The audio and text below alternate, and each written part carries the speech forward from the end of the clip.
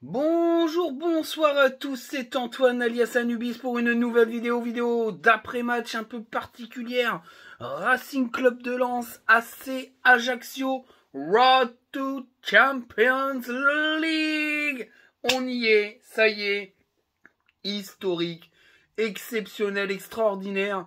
Je vais le dire beaucoup de fois dans cette vidéo, je pense. En tout cas, c'est le pied. On y est. On est qualifié directement en phase de poule de la Ligue des Champions. Dauphin du PSG. Que du bonheur, beaucoup d'émotions. C'est une vidéo un peu spéciale. Hein. Je vais détailler un petit peu. Vous allez le voir au fur et à mesure. On va commencer quand même par ce 11 de départ de ce match crucial, définitif, avec Brice Samba, alias trophée UNFP troll, Rémi Vercoutre, on y reviendra aussi. Le trio légendaire, Grady, Danso, Medina, Danso de retour de suspension. Frankowski étant suspendu, c'est Florian Sotoka qui anime le couloir droit. De l'autre côté, Machado sur la gauche, milieu de terrain Seco et Abdul Samed, et puis derrière Luis Openda, Thomasson et Fulgini. Alors qu'est-ce que j'ai pensé de ce 11 de départ? J'ai pensé que c'était quand même un message en forme de chant du cygne pour le Cardinal, parce que Florian Sotoka fait plutôt de bonnes prestations en tant que piston droit, mais il n'est pas forcément un spécialiste du poste, et que le Cardinal était disponible. Le fait que ça soit Florian Sotoka qui soit titulaire sur ce match est vraiment un message de fin, de clap de fin pour le Cardinal à Lens. C'est peut-être une erreur de mercato d'avoir pris un joueur de Ligue 2 pour essayer de remplacer Cabot. On peut pas toujours réussir tous ces arrivées de mercato. J'ai plutôt l'impression que la plupart du temps, les arrivées sur le banc sont pas des réussites. Dans le mercato lensois, les joueurs qui sont là pour remplacer les titulaires, c'est toujours masterclass sur masterclass, ça fonctionne tout le temps. Mais sur le banc, j'ai l'impression que c'est beaucoup plus difficile de trouver des joueurs qui performent avec peu de temps de jeu. Bon, avec cette qualification en Ligue des Champions, la donne va changer parce qu'il va y avoir beaucoup de rota. Obligatoirement, il sera obligé de changer de fusil d'épaule. Franckey, c'est impossible autrement, sinon on va exploser en vol. Et je pense qu'il est assez intelligent, il n'a pas besoin de moi ni de personne pour l'avoir analysé. Mais je pense que le Cardinal, les peu de chances qu'il a eu, il les a pas saisies. Et c'est assez rédhibitoire dans le foot pro, c'est que quand tu as une équipe qui tourne et que le peu de temps de jeu que tu as, tu ne l'utilises pas à bon escient, bah, tu te fais flinguer direct dans l'œuf. Voilà, c'est aussi simple que ça. C'est aussi simple que ça. D'ailleurs, je vais vous le dire, si Rémi Labolascari avait performé lors de ses apparitions, qui ont quand même été assez nombreuses, ses entrées, je suis pas certain que Buxa soit revenu aussi vite dans le groupe. Voilà, moi c'est mon avis personnel. Je pense que derrière Luis Openda, le petit Labolascari avait peut-être une chance de performer en faisant des passes décisives, peut-être son premier but en Ligue 1. Il aurait peut-être empêché, bouché le retour de Buxa, qui aurait sûrement enchaîné des matchs en N3. Il avait la possibilité, Francaise, de dire que c'était un passage obligatoire pour qu'il le récupère. Finalement, Buxa, il est revenu direct dans le groupe au bout d'un match. Donc je pense que c'est pareil pour Rémi Labolascari. C'est peut-être un peu trop tendre, mais à mon avis, il va être prêté la saison prochaine et puis ils verront un peu son sort. Mais en tout cas, voilà, pour ce 11 de départ là, c'est du grand classique. Alors l'association Thomasson Fulgini, moi je la surkiffe. Pour moi, ça devrait être l'association titulaire. Alors, je vais me faire attaquer par le FC Sotoka, mais j'adore Florian Sotoka, c'est pas un problème. Mais pour moi, il est très particulier comme joueur. Je sais pas trop son poste, mais en tout cas, Fulgini et Thomasson sont des spécialistes de ces deux postes-là derrière l'attaquant. Et je trouve que, voilà, je les préfère à Sotoka. Voilà, pour moi, Sotoka, dans l'avenir, je le vois un peu comme un joueur de rota, parce que si on veut être performant en Ligue des Champions, il va falloir recruter du lourd. Et je pense que le lourd va passer devant Florian Sotoka. C'est mon avis personnel, après je peux me tromper. Mais enfin voilà, de toute façon on y reviendra en fin de vidéo par rapport à des choses qui ont été dites, etc. Donc je ferai un petit peu un crochet là-dessus. Mais voilà, mais en tout cas, pour moi, c'était le meilleur 11 de départ, et c'était soit le Cardinal, soit Sotoka. C'est Sotoka, donc le Cardinal va faire ciao, ciao Pantin, je pense. Ça va être compliqué pour lui. Voilà, c'est dommage, hein, parce qu'il avait l'air d'avoir des facilités, mais compliqué. Compliqué. Alors, je vais exceptionnellement ne pas faire de notes. Tout simplement parce qu'on a joué 45 minutes et qu'après on a pu jouer. Et Ajaccio non plus. Alors nous on a pu jouer parce qu'on a décidé de plus jouer, mais je pense qu'Ajaccio n'a pas joué parce qu'ils en sont incapables et n'avaient pas le niveau pour le faire. Mais on va quand même parler du match, de quelques prestations qui m'ont marqué lors de ce match. Euh, qui exceptionnellement est presque devenu secondaire, tellement c'était la folie dans les tribunes. On va parler de cette soirée exceptionnelle que j'ai passée au stade. Ça va prendre plus. Je trouve ça plus important que de noter des joueurs sur 45 minutes, mais on va résumer un peu le match. Il n'y avait aucune pression aux abords du stade. Il y avait une atmosphère bon enfant, de bonheur, que j'ai pas vu depuis un très long moment. D'ailleurs, j'ai trouvé que le parvis était plein jusqu'à la tronche. J'ai jamais vu autant de monde autour de Bollaert. Alors apparemment, il y avait un problème au niveau des grilles de la Marex qui a créé un petit peu des embouteillages qui donnaient peut-être l'impression un peu qu'il y avait du monde autour du stade.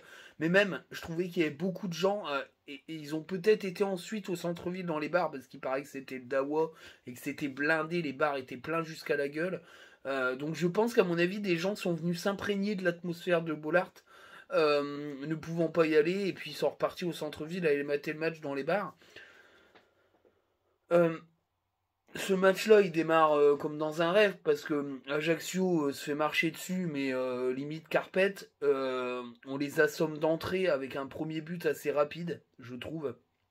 Un but magnifique de Machado sur un centre praline. Praliné, sucré, tout ce que vous voulez de Thomasson. La tête est superbe de Machado. Machado, mon gars sûr, hein. Alors, je vais pas flex, mais j'étais un des rares à croire en lui la saison dernière. Quand tout le monde disait que c'était un four, bah aujourd'hui, je suis désolé, c'est un des meilleurs pistons gauche du championnat. Il a marqué de très beaux buts. Il est solide défensivement. Pour moi, c'était la meilleure recrue pour essayer de trouver un pendant à Klaus au moment où il était encore au club. Malheureusement, il a été blessé. Alors c'est un peu le même constat pour Buxa. Je pense que moi, j'aimerais bien le voir rester. J'en parlerai après du FC Trompette là, qui raconte toujours de la merde. Enfin bref, j'y reviendrai à la fin. Mais voilà, moi je crois pareil en Buxa. Moi je pense qu'il peut faire mal. Mais voilà, faut lui laisser sa chance et faut lui laisser le temps de revenir et de jouer des matchs où il jouera plus que 5 minutes. Voilà. Alors, le premier but arrive, donc de Machado. Le deuxième dans la foulée, une superbe passe de Medina qui est vraiment un sacré sacré joueur. Et puis c'est Thomasson encore qui frappe du gauche sans contrôle, c'est magnifique, un but, une passe décisive. Thomasson il fait une demi-saison exceptionnelle. Exceptionnelle. Je pense que le début de saison à Strasbourg est peut-être l'un de ses pires périodes footballistiques à ce joueur-là, qui a toujours été très régulier et très intéressant. Mais depuis qu'il est arrivé à Lens, il a complètement retourné les choses et il a explosé. Moi, je trouve qu'il est exceptionnel, ce joueur. Il est vraiment là. Il a gonflé ses stats en quelques mois, mais vraiment un truc de ouf. Et sur ce match, encore une fois, il a été bougrement décisif en marquant et en offrant une passe décisive. Bah, c'est super, Thomasson. Voilà, c'est super. Alors, pendant cette première mi-temps, il y a un penalty. Je pense que c'est le climax total du bonheur, hein. Penalty, Openda, dedans, l'avion. euh, Roger va apprendre la samba au Brésil. Enfin, je veux dire, c'est n'importe quoi de bonheur. Euh, on pouvait pas rêver mieux. Je veux dire, après, c'était foutu, quoi. Il n'y avait plus rien, il n'y avait plus de match. De toute façon, le match, il a disparu après. Voilà, le bordel était en tribune. J'ai même vu des joueurs un petit peu arrêter de jouer, regarder, applaudir quand on faisait les chants sur les joueurs. Il n'y avait plus de match après. Il n'y avait plus de match, puis Ajaccio, ils ont dit allez, c'est bon, on va pas se faire chier. De toute façon, on sera incapable d'aller emmerder Samba, donc c'est bon, allez, on arrête. Et puis Lens a joué à la baballe. Il y a eu des changements assez tôt. Buxa est rentré très tôt. Alors ça m'a un peu agacé. On a rigolé en tribune parce que parce qu'on s'est dit, putain, il rentre tout, il va en claquer une, ça va le lancer. Alors on a fait un spécifique centre tout le match. Jusqu'à ce qu'il arrive, il n'y a plus un ballon dans la surface. Je me suis dit, oh les bâtards. Ils ont pu centrer les gars. Ils ont fait du handball comme ça, à droite, à gauche. Puis un centre match, il était mort. Ça devait être frustrant pour lui quand même. Hein. Mais en tout cas, il y avait beaucoup de bonheur. En fin de match, je reviendrai un peu sur la fin de match après. Mais voilà, le match, il n'y avait plus de match. Quoi. Il n'y avait plus de match. Mais alors, voilà. L'après-match, c'était mirifique, quoi. Mirifique. Et les chants déjà en fin de première mi-temps, c'était déjà un truc de dingue. Il y avait Lens en Europe, Lens en Ligue des Champions qui partait de toutes les tribunes. Même le capot était complètement à la rue et il a dit ils sont trop chauds ce soir. Ça faisait des départs d'incendie dans n'importe quelle tribune, tout le monde reprenait. J'ai jamais vu une ambiance pareille depuis très très très longtemps. C'était exceptionnel et ça n'a jamais arrêté. Jamais. Il y a eu donc à la fin du match victoire. En plus Marseille perd à Brest, donc on a 8 points d'avance sur le troisième. Donc je veux dire cette deuxième place est largement méritée. On reviendra après sur les résultats, mais la cérémonie d'après-match elle était parfaite, quoi. La remise des lampes de mineurs au milieu du stade à tout l'effectif. Et je parlais de Buxa, il a longuement enlacé Pouille et puis Francaise. Il y a quand même peut-être des signes qui montrent que le staff veut lui faire confiance. C'est un mec qui n'a pas eu de chat, qui a eu une énorme blessure cette saison, qui est revenu, qui a fait un match de N3, il a été performant, et qui revient direct dans le groupe et qui enchaîne des petits matchs. Il n'a pas eu la chance d'être décisif, comme un match ado qui a été quand même assez décisif en fin de saison dernière, qui avait mis une passe décisive, etc. Lui, il n'a pas pu se montrer. Bon, c'est comme ça, mais c'était hyper touchant, il y avait les gamins, les familles, les tchos, enfin c'était super. C'était super, beaucoup d'émotions. Il y a Medina qui a chialé à fond parce qu'il a dit regarde-moi ça, enfin c'était exceptionnel. Et le feu d'artifice magnifique, superbe. Et la fameuse Ligue des Champions, l'hymne de la Ligue des Champions qui descend dans les travées. Là j'ai pleuré. Parce qu'on a tous chanté l'hymne de la Ligue des Champions. Là. Et c'était exceptionnel. Le The Champions à la fin, je te jure, c'était à l'unisson. On aurait cru un sanctuaire avec une espèce de chorale géante. Ça a vibré. Le stade a vibré. The Champions, ça a fait vibrer le stade. C'est un truc, mais faut être là pour le vivre, quoi. Les larmes, ils coulaient tout seuls, mais c'était un truc de malade. Et sur le terrain, les mecs, ils se sont tapés dans les épaules, dans le dos. C'est un truc de malade. Il n'y a pas de mots pour expliquer. Moi, j'ai 37 ans aujourd'hui. J'ai vécu 98, j'en avais 12 à peu près, 12-13 ans. C'est pas...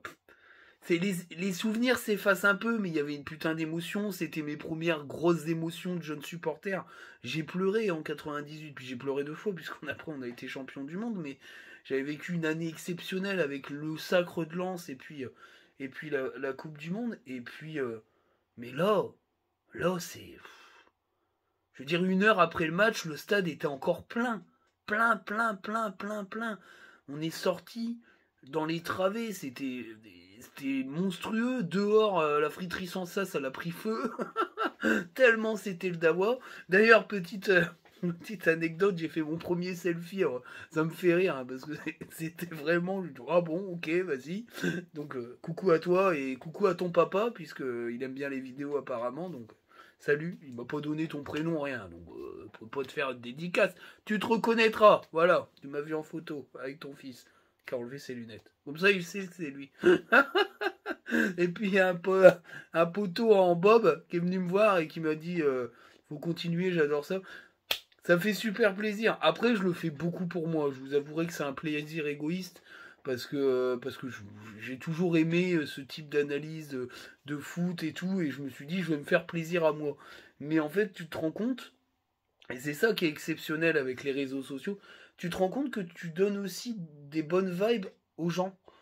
Alors que enfin, je veux dire, moi j'en ai rien à... Il n'y a pas de célébrité, y a rien du tout. Je veux dire, je suis personne, moi, Mais ça donne des frissons quand même de voir des gens qui te disent c'est mon quand je suis reparti avec ma merguez et mon cervelas chaud, enfin mon maxi ganto, ça me fait rire parce que t'es en train de manger puis les gens viennent te voir, une tronche de gars qui bouffe ses frites, enfin bref. Mais il y a quelqu'un qui m'a dit quelque chose qui m'a touché. Il m'a dit, écoute, franchement, il m'a dit, c'est toi? Ben, je dis, oui, c'est moi. Alors c'est marrant parce que c'est moi, bah ouais, c'est moi je suis moi, ouais. Mais il me dit, écoute, je vais te dire quelque chose. Je travaille, il travaille, il est VRP dans une grosse boîte, et parce qu'on a parlé à ça, il m'a dit, tous les matins, je te mets en Bluetooth dans ma voiture. Dès que j'ai ta vidéo, c'est mon départ, je mets ta vidéo, je l'écoute pendant que je roule et c'est devenu mon rituel. Ben franchement, ça me perturbe presque quoi, mais ça me fait plaisir. Et je suis très content de faire plaisir aux gens. Voilà, c'est un petit aparté. Mais et ça a été exceptionnel. Ça a été une soirée inoubliable. Elle est gravée à fond dans mon corps. Je pense qu'on connaîtra pas de trucs aussi fous, à moins qu'on gagne une Coupe de France.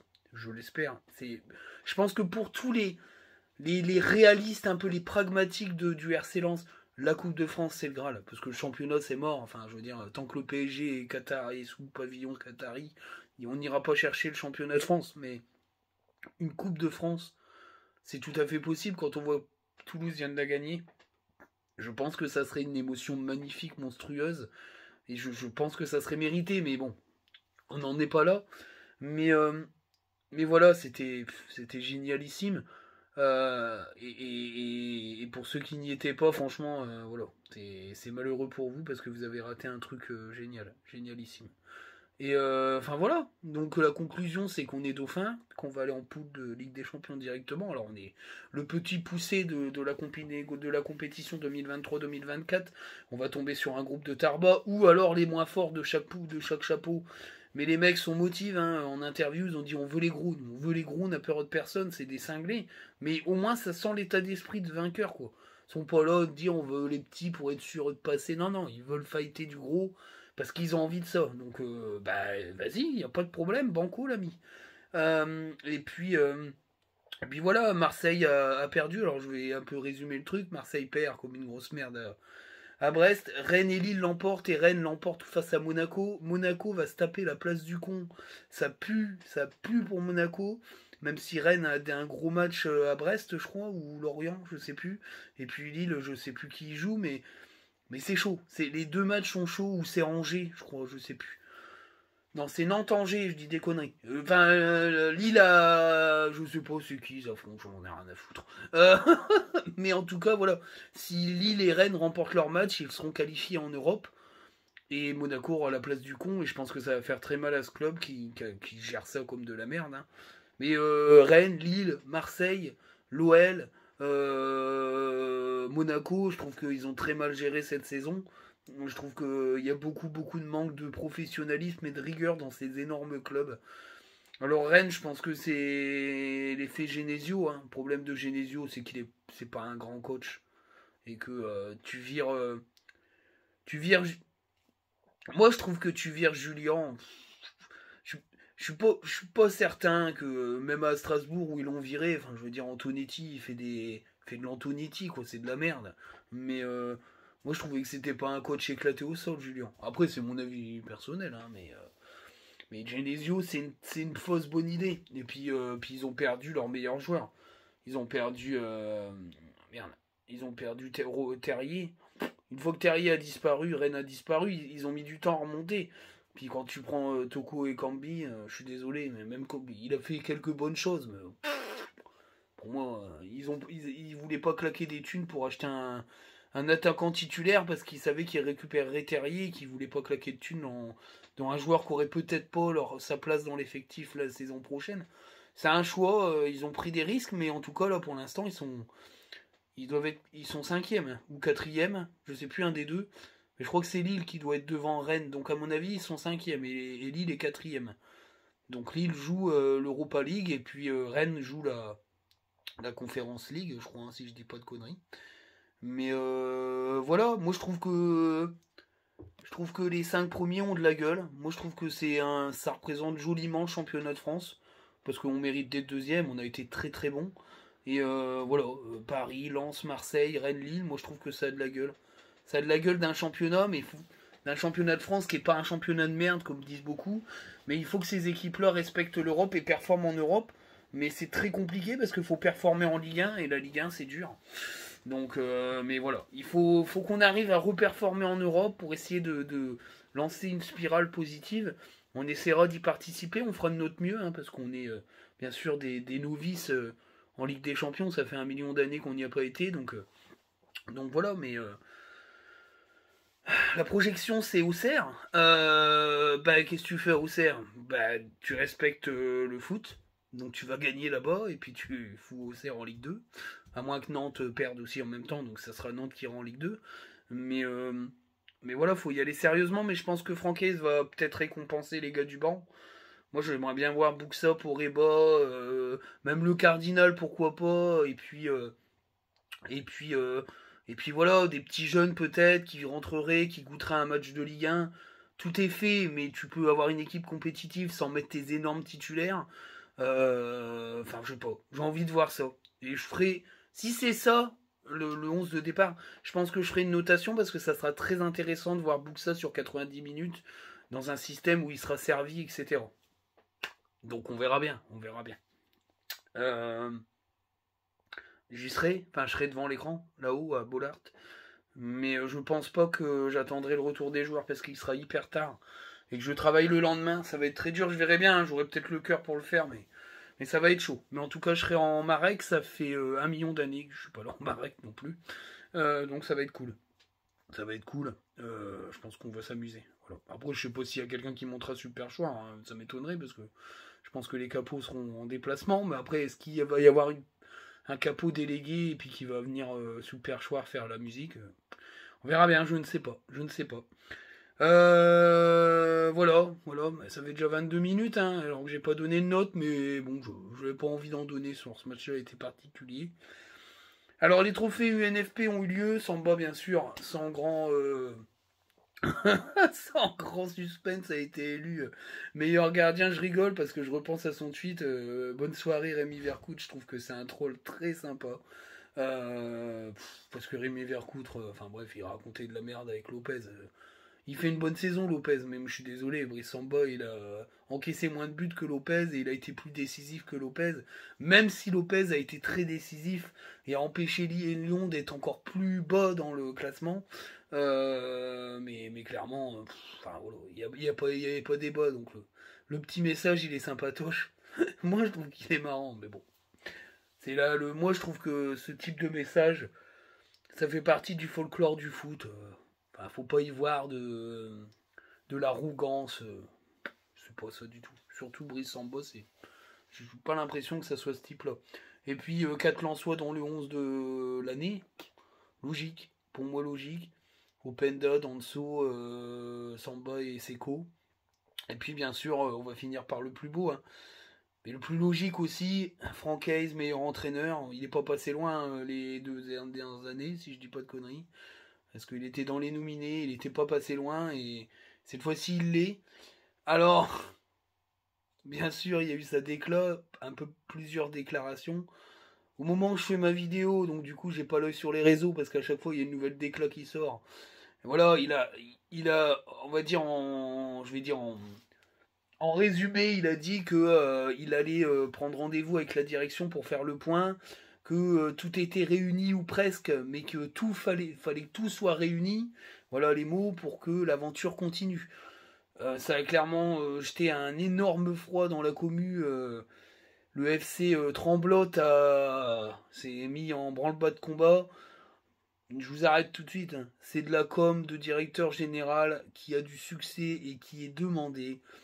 Lui, il veut pas passer pour un peintre en Ligue des Champions. Il veut des garanties et il en aura. Le souci qu'il y a, c'est que je trouve que sa com est légèrement peut-être agressive et que c'était peut-être pas le moment des trophées pour sortir ça, mais en même temps, il a eu 15 000 questions sur ça. Donc il a été obligé à un moment donné de l'ouvrir.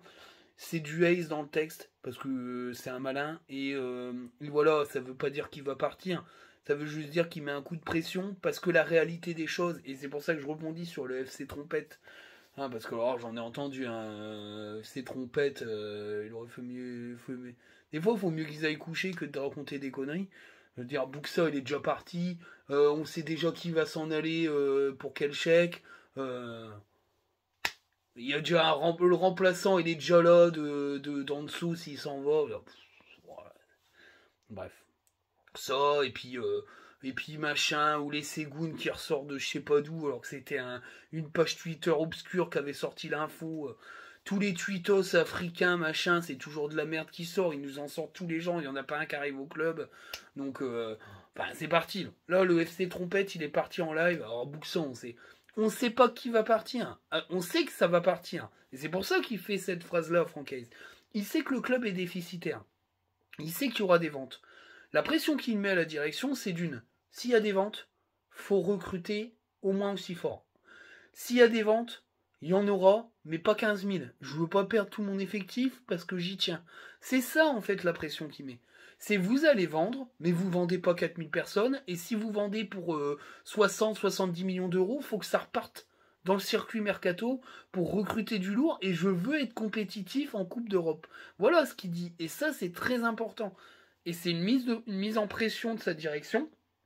Il a l'aura, les résultats, et il est en position de force, et il le fait normalement, et comme tout coach, on rencontre sa direction en fin de saison pour établir le projet sportif, les objectifs, les moyens d'y parvenir avant même la fin de la saison, voire juste après le dernier match. Mais ça va être déjà en cours puisque la place en Ligue des Champions est assurée. La saison est finie. Le dernier match, il n'aura aucune influence sur l'avenir de Lens.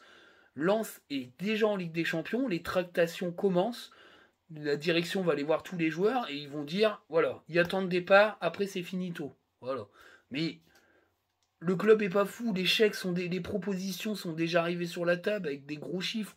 Le club est en position de force et Francaise est en position de force par rapport au club. Donc tout le monde va se trouver un alignement et puis c'est parti. Mais après, je vais vous dire un truc. Il s'en va, Francaise. Ben, il s'en va. En vrai. C'est triste. C'est une page qui se tournerait. Bah ouais. Bah oui, mais c'est le foot. Le problème, c'est que moi, ce qui me gêne dans certaines paroles, c'est que quand c'est l'histoire, quand ça va mal, Lens c'est nous, il y a que le blason qui compte, et blablabli, et blablabla, le club c'est pas les joueurs, et blabla, ça c'est quand c'est la merde. Mais alors quand tout va bien, que les bonnes personnes sont à la bonne place, bizarrement il n'y a plus de blason, hein. C'est faut pas qu'il s'en aille. S'il s'en va, mon monde s'écroule. Bah faut savoir. C'est soit c'est le blason qui compte, soit c'est les gens qui comptent. Ben moi, je continue à penser que le club, c'est son propriétaire, et que pour moi, le meilleur de tout le club, c'est Joseph Ougorlian. C'est lui qui a tout posé, et c'est lui qui fait en sorte aujourd'hui que le club fonctionne. Maintenant, si Francaise venait à partir, et c'est pas ce que je dis, pour moi il partira pas, c'est sûr et certain, c'est de la com. S'il venait à partir, il y aurait un remplaçant, et tout aussi performant. Voilà. Tout aussi performant. Voilà.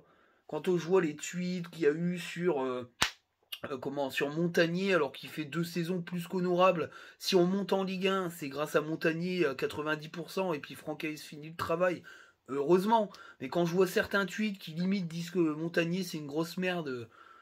Enfin, je veux dire, il n'y a pas de demi-mesure ni même de recul dans les analyses, et ça m'énerve. Ça m'énerve. Hein. Ça, plus Buxa est déjà parti. Enfin, j'ai entendu des trucs ces derniers temps. Enfin, les mecs, faut qu'ils arrêtent, quoi. Alors, c'est les mêmes mecs qui nous ont raconté que Klaus partir époque, c'était dans la peau et l'harcélance. Le soir même, il était parti à Marseille. Ce sont les mêmes. Alors, peut-être qu'ils ont des connexions, peut-être qu'ils flexent un peu parce qu'ils connaissent des journalistes, mais ils n'ont pas plus d'infos que moi ou vous. Moi, après, je fais toujours du scouting. Ça, c'est autre chose. Parce que moi, je ne parle pas de recrues, je n'y connais. Quand j'ai des infos recrues, je le dis. Buxa, je l'avais, puisque il y a un scout qui m'avait dit qu'il partait à Lens, qu'il avait été sondé par un autre club de Ligue 1, dont je ne dirai pas le nom, mais l'agent lui a dit c'est mort, on va à Lens. C'était l'info que j'avais. Bon. Mais non. Là, les tractations n'ont même pas encore commencé, on sait jamais qui s'en va, que ça commence déjà à raconter que le remplaçant est déjà là d'en dessous. Arrêtez. Je sais pas. Moi je trouve ça. Enfin voilà. Mais bon, bref, c'est comme ça. C'est tout. Ça sera toujours comme ça jusqu'à ce que ces gens-là soient discrédités par leurs propres paroles et puis qu'on les entende plus. Enfin, à ce moment-là, la personne en question, elle était discréditée, elle avait disparu des réseaux, mais elle revient quand même après. Hein. Une fois qu'on l'a oubliée, elle revient pour reflexer pendant 3 mois, 4 mois. Mais... Voilà, bon bref. Mais voilà. Mais ce que je voulais dire aussi, c'est qu'il faut pas s'inquiéter outre mesure. Il va y avoir un moment de creux. Puis après, ça va redémarrer parce que de toute façon, le club va devoir faire très vite, faire les bangers le plus rapidement possible, les grosses recrues le plus rapidement possible, et puis après de parfaire son banc, parce que je pense que c'est souvent le banc qui pêche à Lens depuis des années, et puis depuis le retour, depuis l'arrivée de Gourlian, on n'a pas un banc qui est assez performant à mon goût, donc ça va devoir changer. Petite anecdote d'ailleurs pour les trophées UNFP, j'ai vu un extrait où on voit Van de Kerkhoff, puisqu'il est dans l'équipe type de Ligue 2 je pense. On voit Van de Kerkhoff, en plus putain on voit que lui avec sa grosse touffe blanche, puis il a un costume vachement clair, je crois un bleu pastel assez sympa d'ailleurs, j'aimais bien son costume. Et on voit le coquin, il ralentit son départ parce qu'ils font une photo de groupe, c'est quoi, il dit il est temps d'aller bouffer. Ça c'était génial. Et on voit Van de Kerkhoff qui ralentit sa marche pour être synchro avec Hayes. Et hop, il se faufile comme ça, et hop, ni vu ni connu, coucou, ça va, machin. J'ai trouvé un... j'ai trouvé ça, j'ai dit mon coquin, toi, tu dis bonjour à ton futur coach. Aucune info, hein. Mais je pense que ça va se faire. Et ça, la petite image, parce qu'il n'y a personne d'autre qui est venu saluer Franck Hayes, hein. Il n'y a que lui. Hein. Donc ça veut dire que ce gars-là, il connaît Franck Hayes. Il lui a dit bonjour. Je pense que faudra pas être surpris de l'arrivée de Van de Kerkhoff à Lens. Puis pour moi, pourquoi pas. Il a été plutôt très bon avec Bastia. À voir. Bon, après, c'est comme le Cardinal. Ça a été très bon au Paris FC. Après, d'après les spécialistes un peu de la Ligue 2 avec qui j'ai discuté, Van der Kerkhoff, c'est plus fort que le Cardinal. Donc on verra bien, mais en tout cas c'était cocasse. Ça peut donner un peu une idée, ça peut donner un petit truc, petite info mercato. Alors en parlant de ça, la prochaine vidéo mercato, ça sera dans la semaine, où on aura sûrement des infos sur le Ace Drama, qui n'en est pas un. Et puis je parlerai un peu de scouting, parce que j'ai quelques infos, et puis je reviendrai sur les pistes dont on a entendu parler. J'ai eu j'ai eu le plaisir de discuter avec un suiveur des championnats sud-américains, qui est d'ailleurs en ce moment à la Coupe du Monde des U20, pour suivre les jeunes Sudam, dont Oscar Cortés. Et j'ai eu le plaisir de discuter avec lui et voilà, j'en connais un petit peu plus sur le dossier. Ça va être intéressant d'en parler. On va parler aussi du mécanisme des départs et de comment ça va se goupiller un peu dans la technicité, en sachant que y a déjà des offres depuis cet hiver sur des joueurs et qui sont des offres assez costauds et qui vont sûrement augmenter. Donc on risque d'avoir des chiffres de vente astronomiques qui n'ont jamais été connus. Encore une fois, un record sera battu cette saison dans les ventes. On parlera aussi d'une stratégie qui commence à poindre un peu son nez, parce que comme je vous ai dit, je fréquente un peu le monde du scouting et des analyses de joueurs de par mon taf et puis aussi des agents. La stratégie de Lens de peut-être surfer sur la hype des jeunes cracks va peut-être avoir lieu cet été, parce que on m'a indiqué quand même que le club voulait se lancer un peu dans ce type de recrues, c'est-à-dire des jeunes très talentueux qui pourraient être attirés par l'idée de jouer la Ligue des Champions ou d'être titulaires assez souvent via la rota qu'il y aura avec l'Europe. On parlera de tout ça dans la prochaine vidéo Mercato cette semaine, autant que je mette tout bien en place. Et puis voilà, j'ai 2-3 infos scouting que je vous ferai goûter. Et puis on fera une vidéo bilan de l'année, où là je ferai des notes. sur tous les joueurs. Voilà. Et ce que j'ai pensé de leur saison, etc. Je ne sais pas si je l'ai fait l'année dernière, je ne sais plus. Ou j'ai voulu la faire, mais je l'ai pas faite, je sais plus. Mais là, cette année, je vais la faire. Et puis bah, après, ça va être compliqué. Hein. Vous allez avoir moins de vidéos. Hein. C'est normal, il n'y a plus de foot. Donc, c'est comme ça. On fera des vidéos mercato. J'essaierai d'en faire des petits résumés pour ceux qui n'arrivent pas trop à suivre les infos mercato. J'essaierai de faire des vidéos pour tenir tout le monde au courant. Et puis après, on est reparti pour une nouvelle saison en vous espérant de plus en plus nombreux. Plus de 1000 vues par vidéo, c'est exceptionnel. Merci beaucoup, merci à tous. Moi, je prends plaisir à le faire et je prends plaisir à savoir que ça plaît. Voilà. Mais ne vous énervez pas avec le mercato, va y avoir plein d'informations de merde. Moi, je vous parle de scouting. Quand j'ai des vraies infos, voilà, je les sors, sinon je ne sortirai rien. Les space, machin, faites attention, parce qu'il y a du gros charlatan. Voilà. Il n'y a personne qui sait rien. Même les journalistes, ils sont pas au courant. Enfin, je veux dire... J'ai du mal à croire qu'un gars puisse sortir dans un space, que Buxa, il s'en va, quoi. Enfin, je veux dire, le club, il va péter un câble. Surtout si le mec... il se prétend être dans les rouages du truc. Enfin bref. Donc méfiez-vous. Les spaces, faut les prendre pour ce que c'est. Voilà, mais c'est pareil. On commence à parler de départ, de machin. Faut arrêter. Là. Laissons couler le truc. Kiffons. Et après, on va être en période mercato. Mais moi, en fait, cette période mercato-là, je suis moins stressé qu'à l'autre. Parce que là, moi, je sais qu'on va en Ligue des Champions et qu'on va recruter du lourd. Moi, j'en suis persuadé. Donc les départs, ça me fait pas chier. Voilà. Vraiment, je le dis. Si Medina, Danso et Seko ils partent, par exemple, moi je serais. Ça me fera. Je dirais sayonara avec un grand plaisir parce que vous nous avez donné beaucoup de plaisir. Mais je vais pas pleurer pendant 3 jours.